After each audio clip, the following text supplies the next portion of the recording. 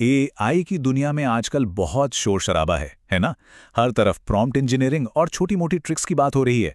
लेकिन आज हम इस शोर से आगे बढ़ेंगे और उन स्किल्स पर फोकस करेंगे जो 2026 में सच में आपकी ग्रोथ तय करेंगी।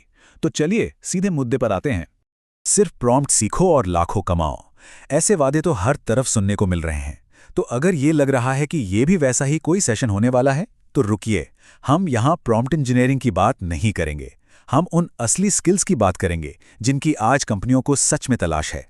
देखिए, आज का मकसद बिल्कुल साफ है।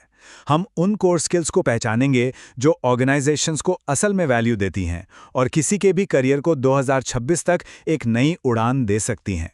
तो चलिए अपने फ्रेमवर्क के पहले हिस्से से शुरू करते हैं। आज को ऑटोमेट करना, ये हमारी नींव है। यहाँ हम समझेंगे कि एआई का इस्तेमाल करके हम अपने मौजूदा बिजनेस प्रोसेस को कैसे बेहतर और ज़्यादा एफिशिएंट बना सकते हैं। तो ये एआई वर्कफ्लो ऑटोमेशन आखिर है क्या भला? चलिए एक उदाहरण से समझते हैं। सोचिए किसी कंपनी में कोई इनवॉइस आता है। एक आदमी डेटा निकालता है, दूसरा उसे परचेज ऑर्डर से मिलाता है, तीसरा उसे अप्रूव करता है। मतलब 5 लोग लगे हैं एक काम में। एआई ऑटोमेशन इस पूरे खेल को बदल देता है। इनवॉइस आने से लेकर पेमेंट शेड्यूल होने तक सब कुछ ऑटोमैटिक। नॉर्मल केस में किसी इंसान की जरूरत ही नहीं। अब जरा इस नंबर पर गौर कीजिए, 73%। ये आंकड़ा वाकई चौंकाने वाला है। आज भी बड़ी कंपनियों में 73% बिजनेस प्रोसेस में इंसानी दखल की जरूरत पड़ती है। ये दिखाता है कि ऑटोमेशन का स्कोप कितना बड़ा है। सोचिए, अगर इसके एक छोटे से हिस्से को भी ऑटोमेट कर दिया जाए तो कितनी बचत और एफिशिएंसी बढ़ सकती है। पर यहाँ एक पेच है। वर्कफ्लो सिर्फ हैप्पी पाथ पर काम करते हैं।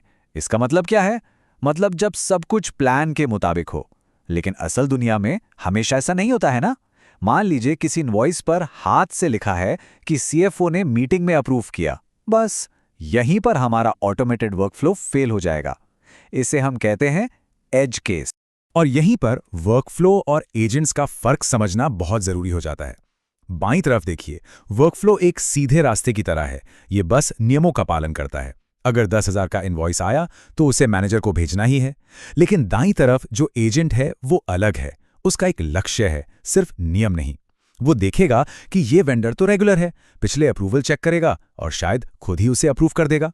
एजेंट सिचुएशन को समझकर फैसले लेता है, सिर्फ नियमों को फॉलो नहीं करता। अच्छा, अब आते हैं अपने फ्रेमवर्क के दूसरे हिस्से पर, कल का निर्माण। यहां हम सिर्फ मौजूदा चीजों को ऑटोमेट करने से एक कदम आगे बढ़ेंगे। अब बात होगी एआई के साथ मिलकर पूरी तरह से नए सॉल्यूशंस बनाने की। ये वो जगह है जहां असली इनोवेशन और क्रिएटिविटी की जरूरत पड़ती है। आने वाले कल को बनाने में ये स्किल्स गेम चेंजर साबित होंगी। जैसे वाइब कोडिंग, जहां आप एआई को बस बताते हैं कि क्या चाहिए और वो कोड लिख देता है। या फिर एआई वॉइस एजेंट्स बनाना जो इंसानों की तरह बातचीत कर सकें। और इसी लिस्ट में एक बेहद जरूरी तकनीक है आरएजी, जिस पर हम अब थोड़ा गहराई से बात करेंगे। ये वो स्किल्स हैं जो कल की दुनिया को आकार देंगी। इससे पहले कि हम आरएजी को समझे, एक छोटा सा सवाल है। अभी बाहर का तापमान क्या है? बिना फोन या घड़ी देखे कोई अंदाजा लगा सकता है? शायद 28 डिग्री, 30 डिग्री। हमें ये तो महसूस होता है कि गर्मी है या ठंड, लेकिन एकदम सटीक नंबर बताना मुश्किल है। हमारे दिमाग में सामान्य ज्ञान तो है, पर रियल टाइम डेटा नहीं। एआई मॉडल्स के साथ भी दोस्तों बिल्कुल यही होता है। और बस यहीं पे आरएजी की एंट्री होती है। आरएजी यानी रिट्रीवल ऑगमेंटेड जनरेशन।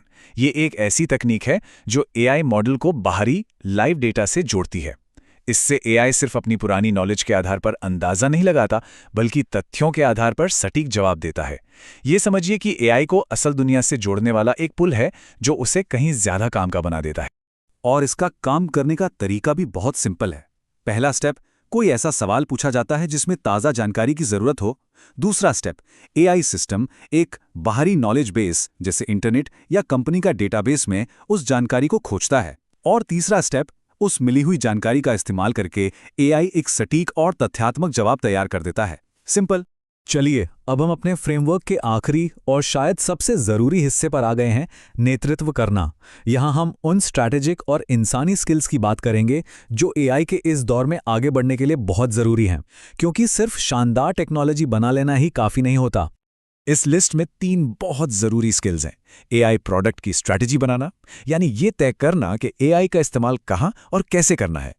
अपनी कंपनी में एआई को अपनाने की स्ट्रैटेजी बनाना और एआई कंसल्टिंग, ये वो स्किल्स हैं जो टेक्नोलॉजी और बिजनेस के बीच के गैप को भरती हैं, क्योंकि सही लीडरशिप के बिना सबसे अच्छी टेक्नोलॉजी भी फेल हो सकती है। ये कोटेशन आज की हकीकत को बिल्कुल सटीक तरीके से बताता है।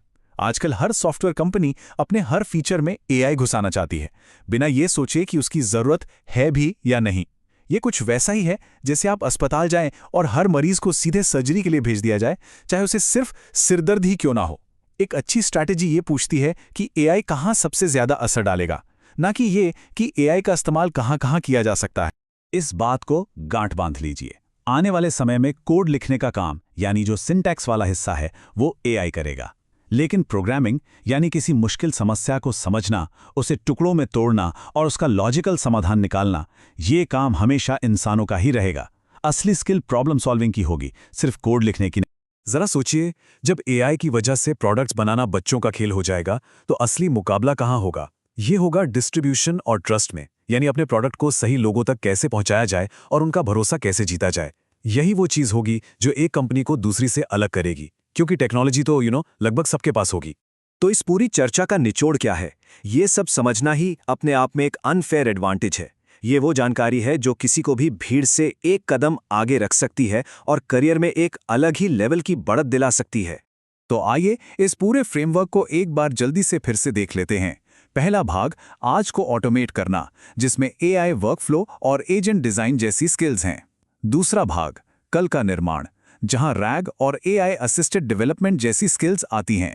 और तीसरा भाग, नेतृत्व करना, जिसमें एआई स्ट्रैटेजी सबसे ऊपर है। अब ये सब देखकर शायद दिमाग में ख्याल आ रहा होगा कि अरे यार, मैं तो बहुत पीछे रह गया। अगर ऐसा महसूस हो रहा है तो 1 मिनट रुकिए। ये डर लगना स्वाभाविक है, लेकिन सच ये है कि अभी बिल्कुल भी देर नहीं हुई है। ये एक बहुत ही पावरफुल बात है। सोचिए, जिन लोगों ने 2010 में डिजिटल मार्केटिंग सीखी थी, वे कोई जीनियस नहीं थे। उन्होंने बस सही समय पर शुरुआत कर दी थी। बात किसी की स्मार्टनेस की नहीं है, बात है पहला कदम उठाने की। तो अगला कदम क्या होना चाहिए? देखिए, सब कुछ एक साथ सीखने के पीछे मत भागिए। इस फ्रेमवर्क में से कोई एक स्किल चुनिए जो सबसे ज्यादा इंटरेस्टिंग या जरूरी लगे और बस उसे सीखना शुरू कर दीजिए। यही सबसे प्रैक्टिकल तरीका है। तो अंत में सवाल बस यही है, क्या सिर्फ प्रॉम्प्ट इंजीनियरिंग के ट्यूटोरियल्स देखने वाली भीड़ का हिस्सा बने रहना है, या आज एक असली फ्यूचर प्रूफ स्किल पर काम शुरू करना है? 2026 आपका इंतजार कर रहा है। अपना अनफेयर एडवांटेज बनाने का समय अब है।